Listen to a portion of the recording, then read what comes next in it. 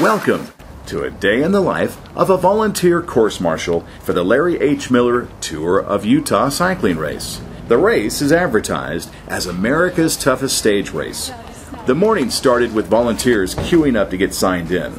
I was told what color of shirt I needed, what van to catch a ride in, and to make sure I had plenty of water and grabbed a lunch. So as we waited, I did my own version of the tour, limited to a little corner of the vast Thanksgiving Point parking lot. Fortunately, I didn't encounter any mountains to climb, wind in my face, or irate motorists.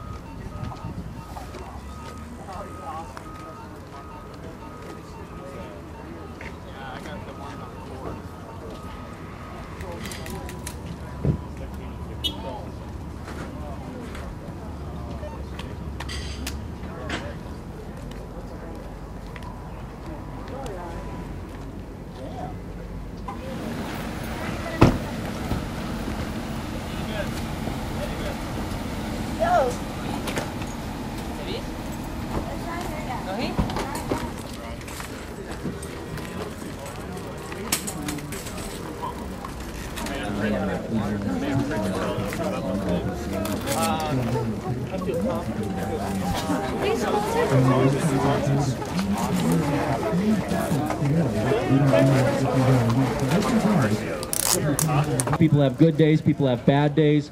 Some people excel in different types of weather conditions.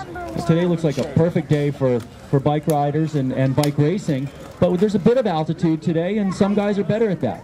Oh, absolutely, and you got to take that into account also. A lot of riders don't live at altitude, a lot of riders live at sea level, and today will be a big contest up above 5,000–6,000 feet for the finish, so that's something to factor in also. And sometimes you're climbing well at sea level, but when you go to the altitude, it's a totally different ballgame. It's not very steep, but it's probably one of the longer climbs any of us have ever seen in a bike race. The rest of the cruisers, I want 5 cruisers up front. I want all the motos up front. Finally, the call to action came as Gary, our loyal van driver, called out the names of his course marshals. It was then that I realized that when John Cotter told us that our time commitment would be about 2 hours, he was actually referring to the time between signing in and actually getting out of the parking lot. Upon arrival, it was plain to see that the corner I was responsible for was layered with a thick blanket of gravel spewed across the entire road surface. Fortunately, for all concerned, my brilliant wife ran to a nearby farmhouse and borrowed a broom. Then an amazing thing happened. Fellow Tour of Utah fans stopped and offered to pitch in. More brooms were borrowed from a sweet woman who didn't hesitate to loan them to a complete stranger.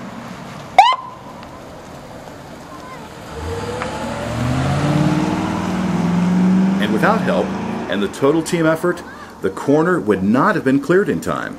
I felt gratified that our small band of volunteers was able to make the roads safer for the riders, and working under pressure of a deadline made the time fly and the overall experience more worthwhile. So when the question was asked if I would ever volunteer again, my answer was naturally yes, and perhaps next year I could serve as the official course cleaner.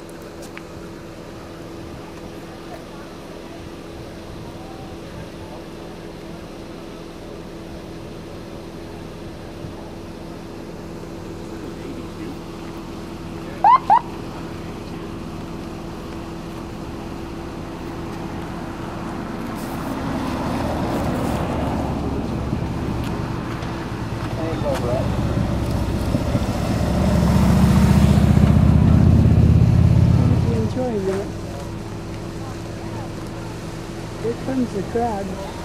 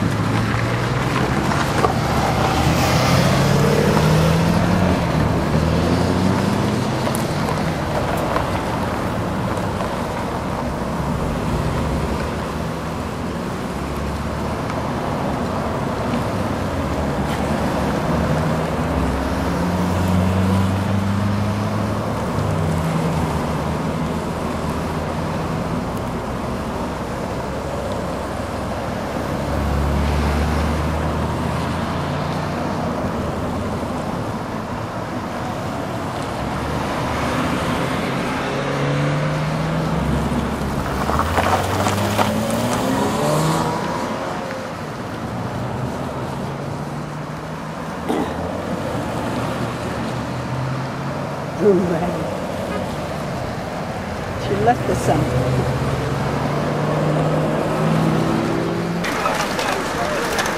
Here,